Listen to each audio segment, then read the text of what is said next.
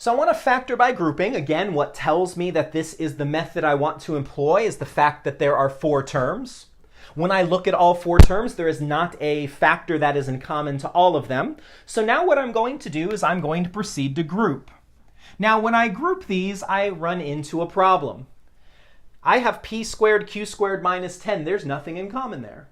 Well, before I give up, I have 2q squared plus 5p squared. There's nothing in common there.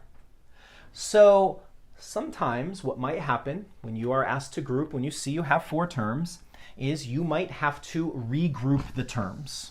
So what I am going to do, and you have some you have some liberty in what term you're going to move. I'm just going to take this 10, since it doesn't have any variables at all. I'm going to take this 10 and I'm going to move it to the end of the line.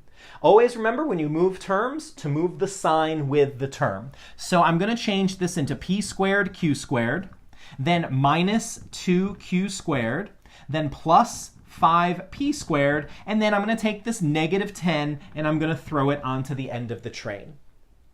You might be asking, Professor Perkins, could I have moved another term? Could I have moved the 5p squared up here? And the answer is yes. There are other options.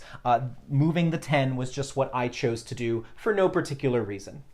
All right, now I'm going to do the grouping step. So I'm grouping the first 2 and I'm grouping the last 2. Out of the first 2 terms, you notice I have a q squared that appears in both of them. When I take the q squared out of the first term, I have p squared left.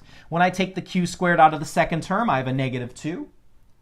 My signs are the same. I have a positive p squared and a positive p squared, a negative 2 and a negative here on my constant term. So I'm going to factor out a plus 5 out of the last 2 terms.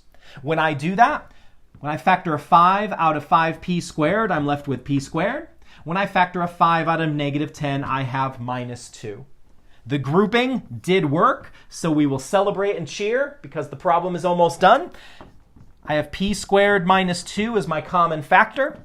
Q squared is left from the first term, plus 5 is left from the second term.